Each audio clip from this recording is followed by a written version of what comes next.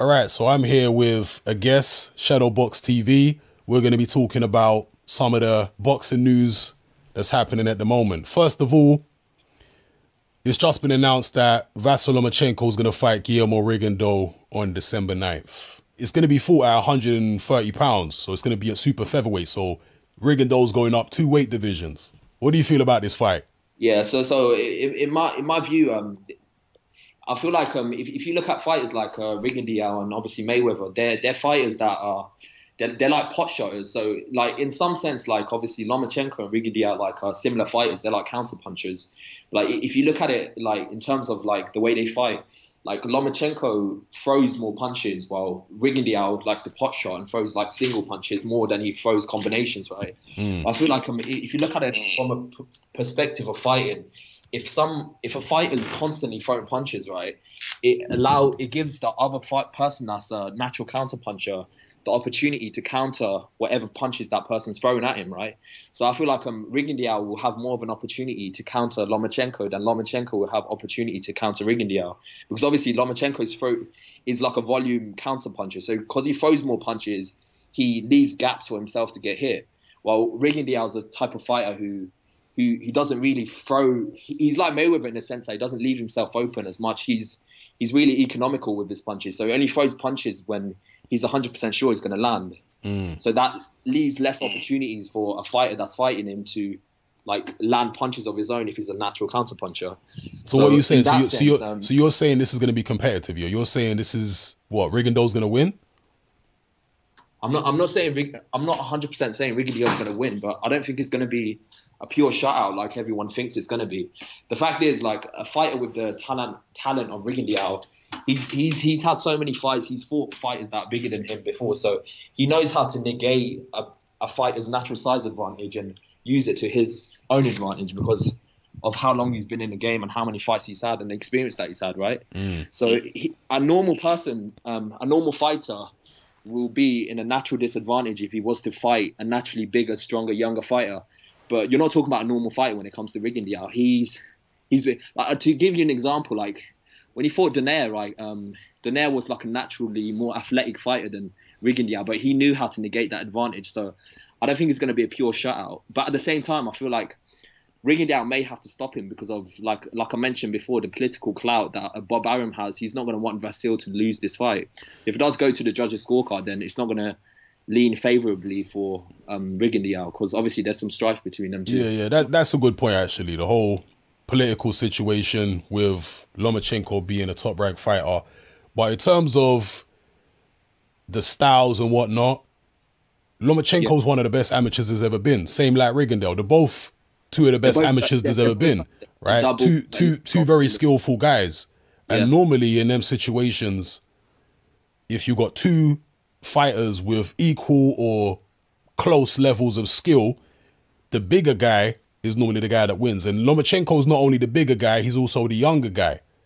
Yeah, and he's been the more active guy. I mean, look at the level of opposition that Guillermo Rigondeaux's been fighting. I understand exactly what you're saying, but if you're looking at it from the perspective of like I mentioned before, like although they're very similar in terms of like their Olympic pedigree, they're also very different in their style. Like obviously Lomachenko is like a volume counterpuncher. He's similar to Marquez. Remember when Marquez used to reel off like 5, 6, 7 punch combos on the back foot when his opponent would miss a shot? Well, I would actually say that Lomachenko's more of a lead puncher than a counter puncher. He can counter, but you look at him in most of his fights, he's leading off all the time. He's almost like an aggressive counter puncher where he pushes forward, so he forces his opponents to make mistakes and then he counters them mistakes.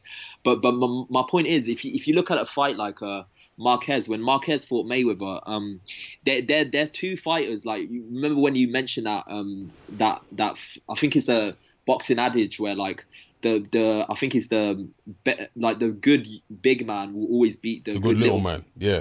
But I think in this case, like when Mayweather fought Marquez, you had two fighters that are very similar, like in the sense that they counterpunch in a similar way. So in that sense, it does that adage is kind of true. But when it comes to obviously with Lomachenko and Rigondeaux, you got two fighters that are counterpunchers, but they've got different styles. So although like I think saying that just because Lomachenko is a bigger fighter, it doesn't.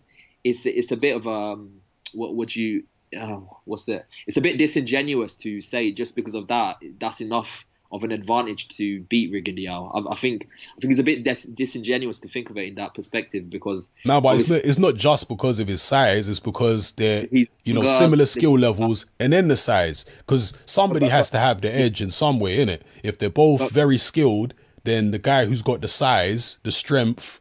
I mean, you look at them as amateurs. Vasyl Lomachenko was lightweight in the amateurs. Guillermo Rigondeaux was a bantamweight. Yeah, bantamweight.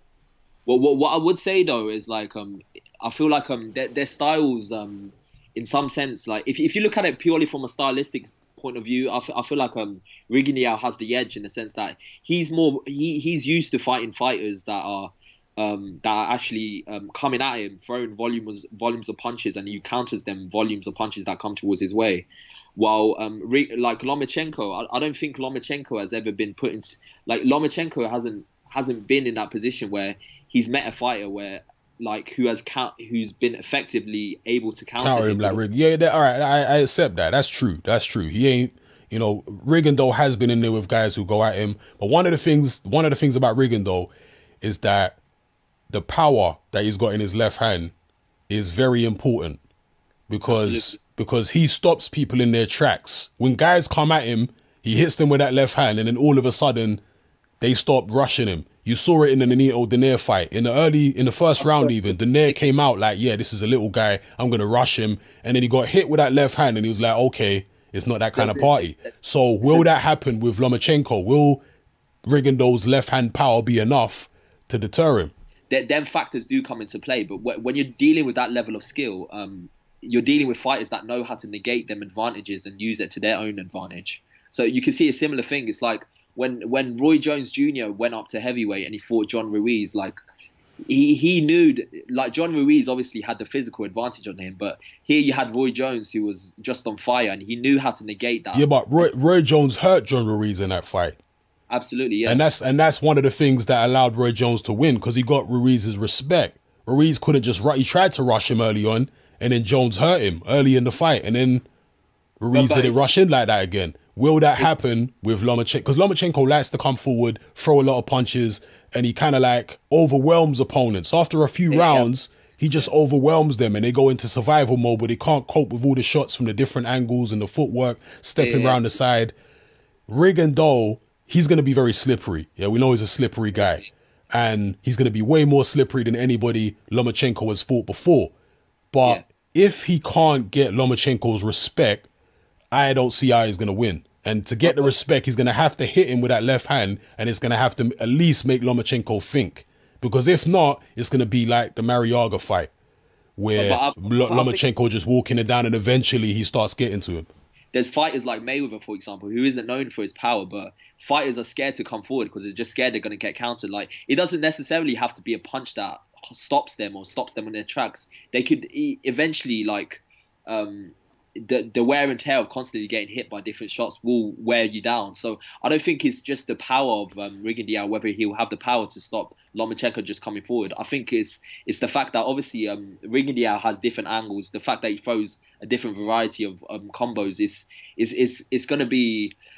I feel like Lomachenko is like an aggressive counterpuncher, while Rigondeaux is a defensive counterpuncher. That's where the dynamics of the fight will play. So I feel like if the fight does happen, obviously it's happening, but what I'm saying is when the fight does happen, it's going to be a fight where they're constantly going to be making adjustments. So one time you're going to see, like, you might see a few things in the fights, a few instances in the fights where there's nuances where Rigondeaux might be like coming forward while Lomachenko is going backwards, because like the play is constantly going to be changing because they're constantly going to be making adjustments on the fly while the fight is going on. Do you understand? That might be the case, but in terms of the power, no, the powers, it is like with Mayweather. It's a factor. It is a factor because if Mayweather punched like Paulie Malignaggi, he wouldn't be able to keep people honest.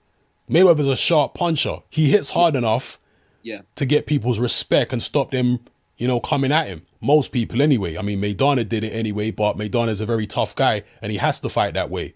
But you see most other fighters, Robert Guerrero and all these guys, as soon as they take a few right hands from Mayweather, they're like, oh, let me not even try to rush him again.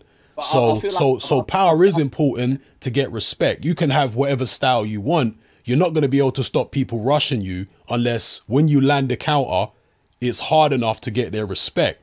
You but know. what I feel like it doesn't with fighters like Rigondeaux or Mayweather.